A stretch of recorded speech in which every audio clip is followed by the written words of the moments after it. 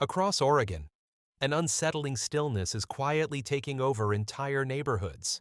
Family homes that were meant to be lived in now sit untouched, as if time simply passed them by. Apartment buildings built for young professionals glow dark night after night, with no signs of life inside. Downtown condominiums remain empty for months on end, waiting for owners or tenants who never arrive. In some cities, the silence has become so extreme that aerial drone footage feels less like a real place and more like a deserted virtual world. So what's behind this growing emptiness? A combination of overdevelopment, soaring insurance costs, shrinking populations, and a sharp drop in rental demand has pushed Oregon into an entirely new chapter of its housing crisis.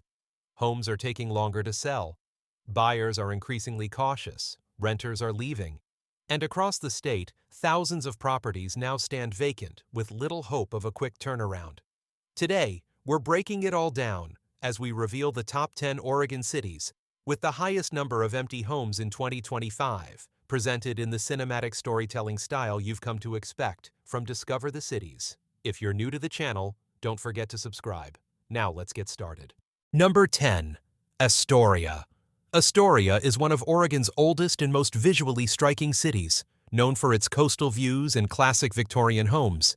Yet behind that postcard-perfect charm, the local housing market is quietly slipping into one of the most underestimated slowdowns in the state.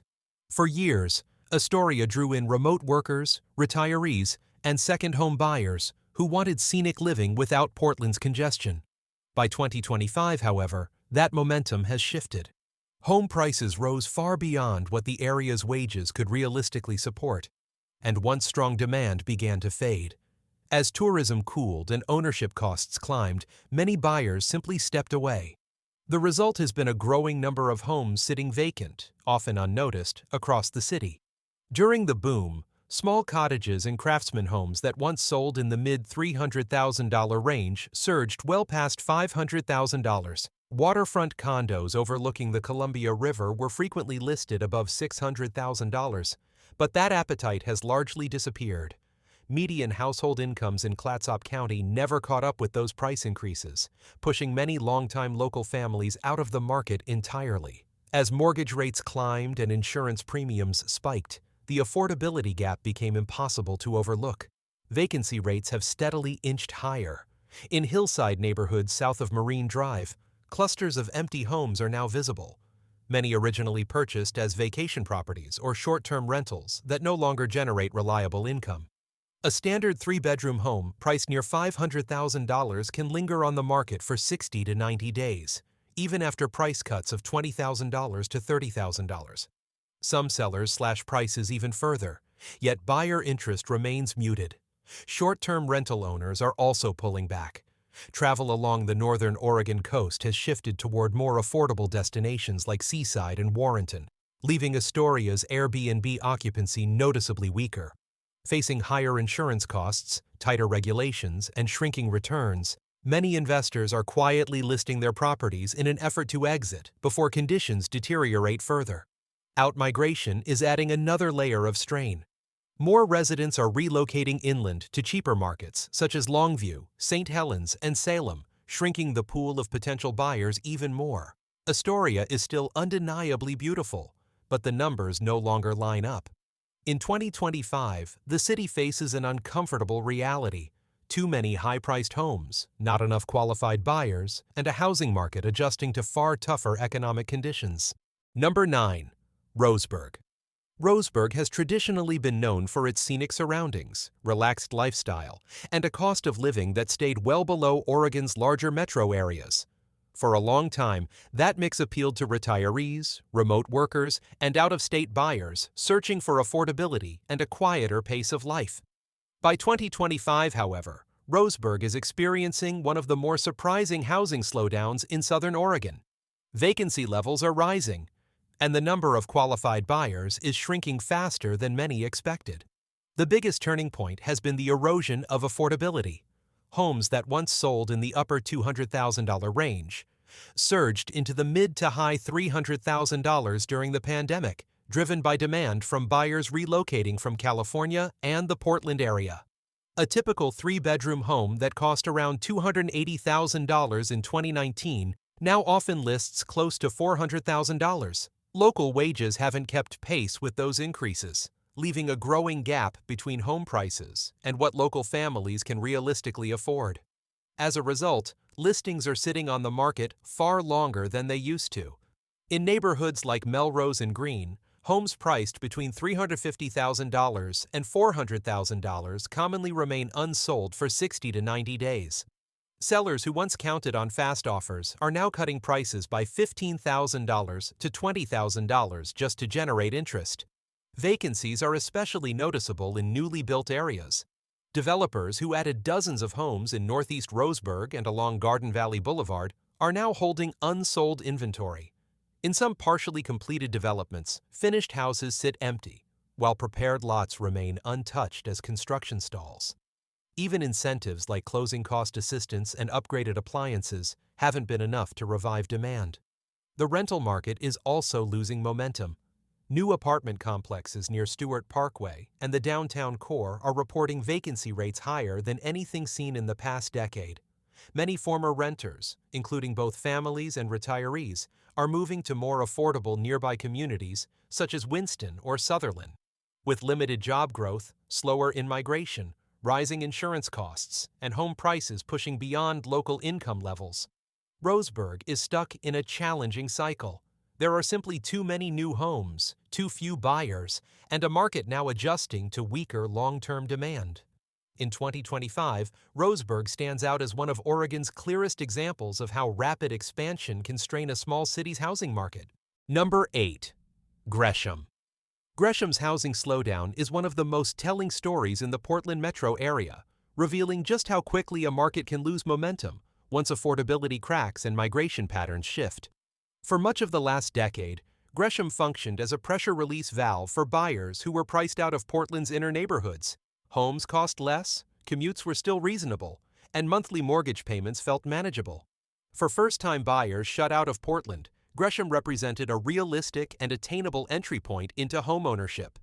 By 2025, that role has fundamentally changed. Home prices have risen far beyond what local incomes can support.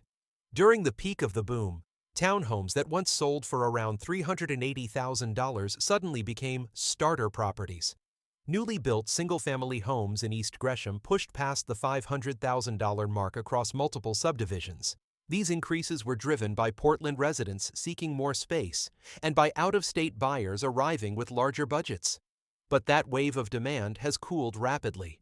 Migration from Portland, once the lifeblood of Gresham's housing market, has slowed to its weakest level in over 10 years.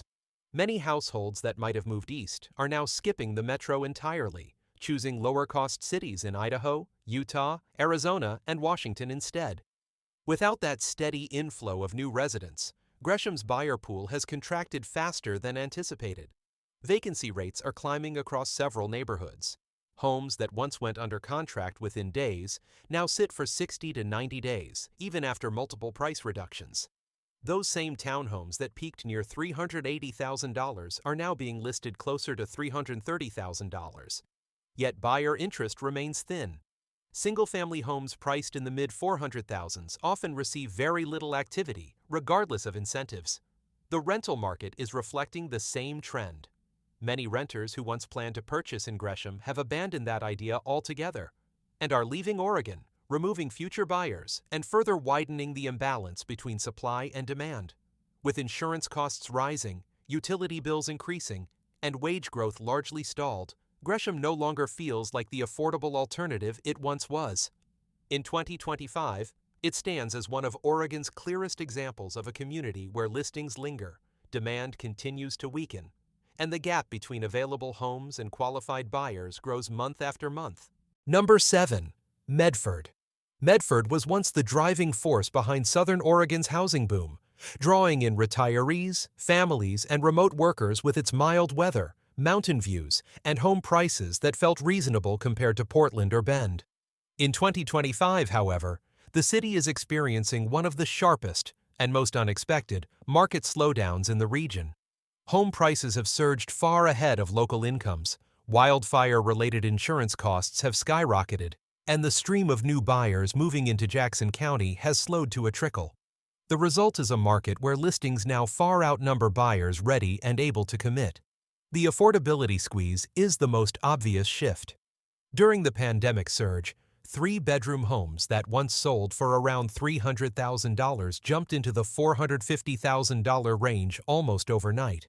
New construction in East Medford pushed prices even higher, with modern homes frequently exceeding $500,000.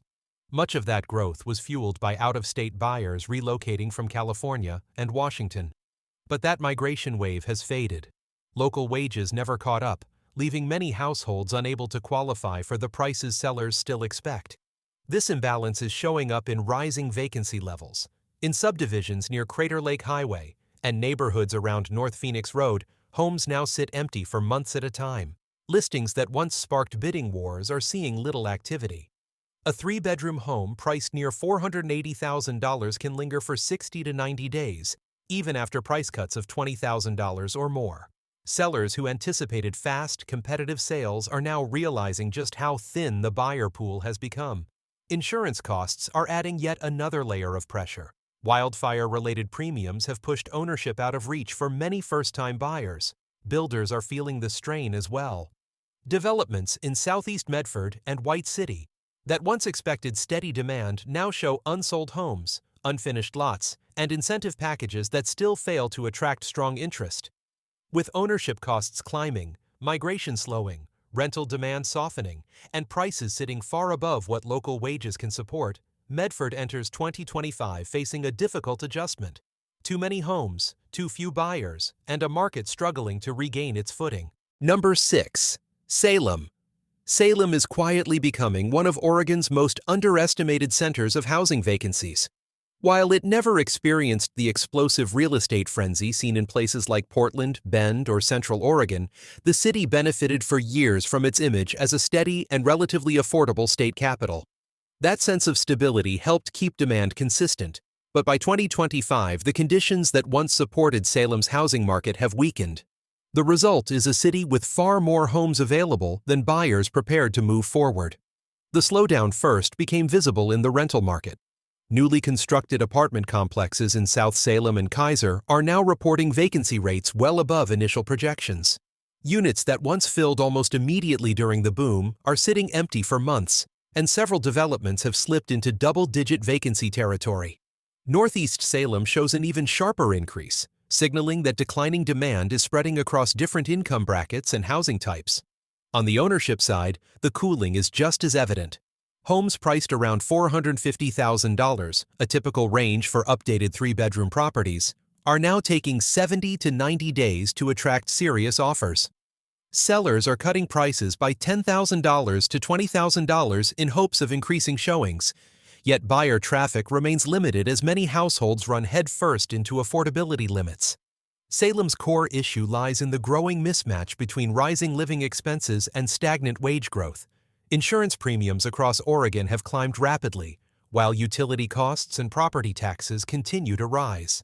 At the same time, incomes have failed to keep up.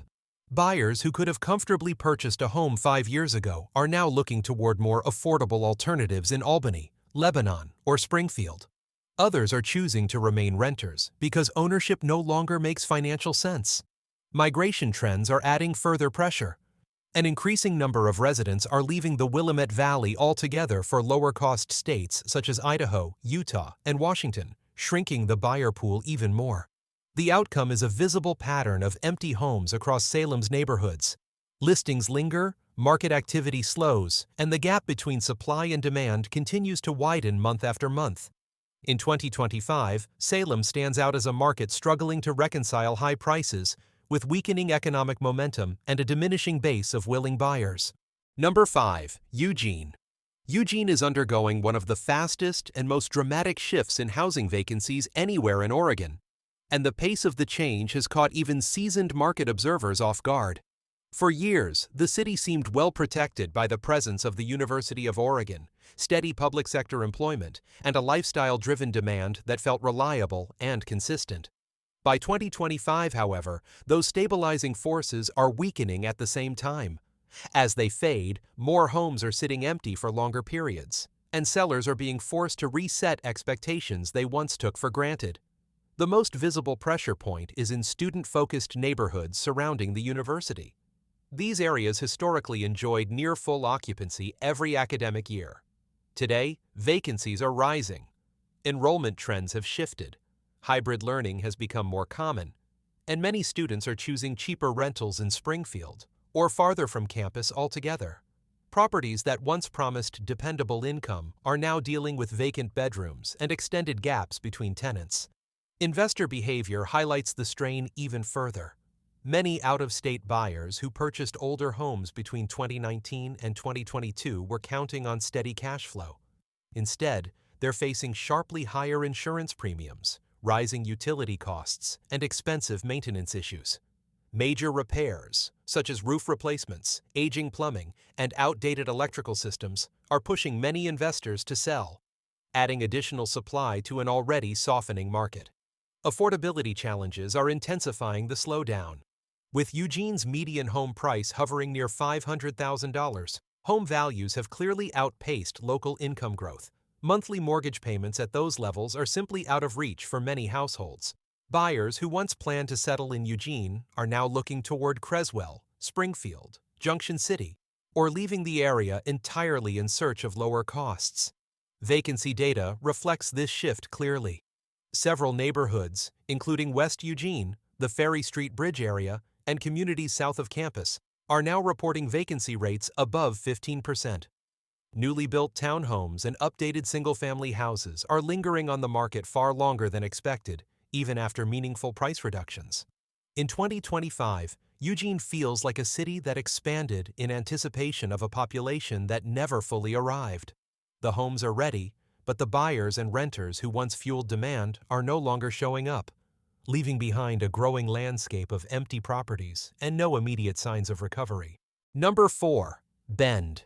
Bend has long held a reputation as one of Oregon's most desirable places to live, a city known for outdoor recreation, tourism-driven wealth, and a steady stream of newcomers chasing a better quality of life.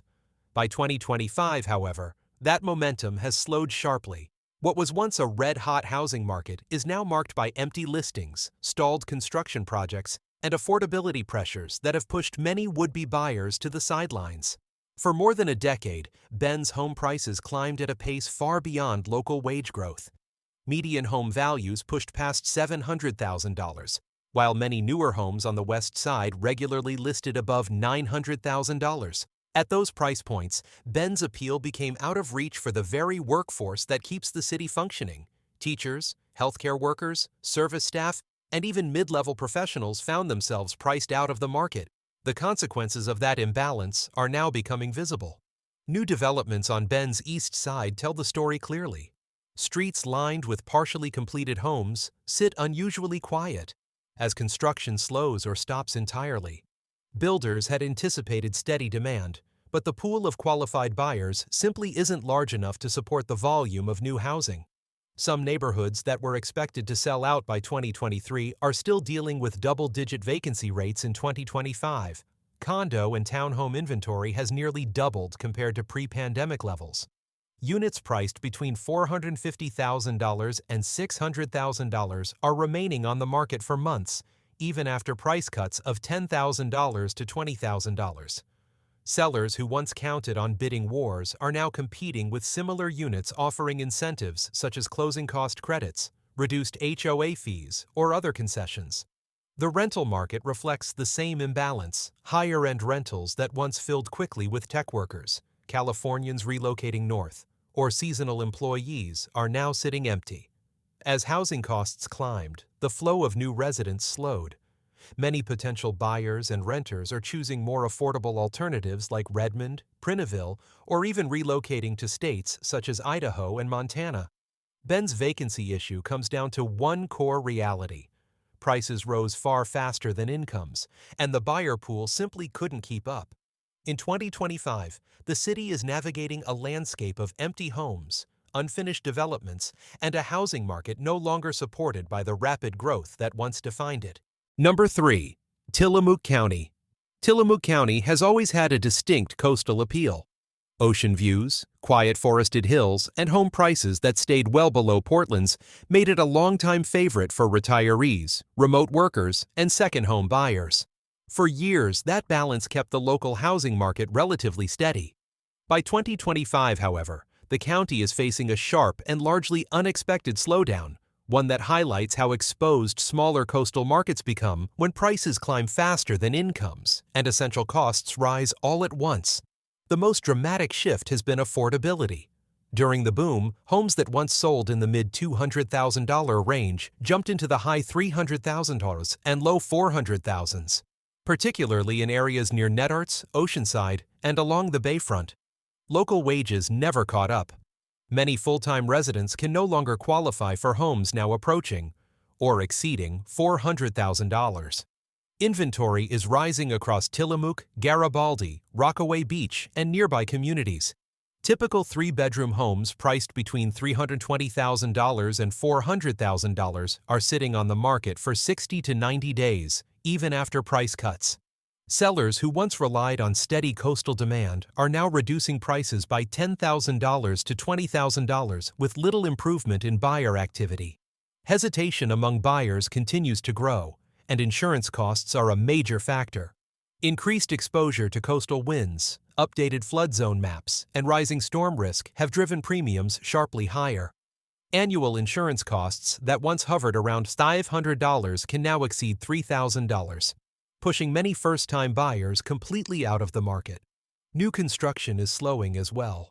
Developments near the Tillamook River and around Cape Mears show stalled progress, with unfinished lots, partially completed homes, and for sale signs that see little movement. Builders are offering credits, upgrades, and interest rate incentives, yet demand remains weak. Migration trends are adding even more pressure. Many longtime residents are moving inland to more affordable counties like Yamhill or Polk, while fewer new households are arriving from Portland to replace them. With rising living costs and fewer incoming buyers, the market is losing the support it once depended on. In 2025, Tillamook County stands as one of Oregon's clearest examples of a coastal housing market caught between rising prices, shrinking demand, and a growing number of homes waiting for buyers who may never arrive. Number 2. Beaverton. Beaverton is experiencing one of the fastest and most surprising increases in housing vacancies across the Portland metro area. For decades, it was seen as the stable, family-oriented backbone of Washington County, a city that rarely struggled with buyer demand, even during broader market downturns. By 2025, however, the same pressures that once pushed buyers out of Portland have reached deep into Beaverton's neighborhoods, creating a level of market softening the city hasn't faced in years. At the center of the slowdown are rising ownership costs. Property taxes throughout Washington County continue to climb. Insurance premiums have jumped sharply due to wildfire risk and statewide rate adjustments. On top of that, HOA fees in communities across Five Oaks, Murray Hill, and Cedar Hills have increased as well. Combined, these expenses add hundreds of dollars to monthly housing costs, pushing many households beyond what they can realistically afford. As payments rise, demand has weakened noticeably. Housing inventory across Beaverton is up nearly 25%. Single-family homes priced in the mid-$600,000 range, common in Murray Hill and South Beaverton, are now lingering on the market for 60 to 90 days. Price reductions of $20,000 to $40,000 have become routine. Properties that once attracted multiple offers now struggle to maintain consistent showing activity. Condos and townhomes are under even greater strain. Units near Milliken Way, Tannisbourne, and Jenkins Road are reporting some of the highest vacancy levels in the region. Many of these properties carry HOA fees exceeding $400 per month, discouraging buyers and pushing investor-owned units back onto the market, further increasing supply. The rental sector reflects the same pattern. Newer apartment buildings near Nike's headquarters and along the Max line are seeing vacancies climb. Incentives such as waived deposits and free first-month rent have become common tactics to attract tenants. Migration trends are amplifying the slowdown.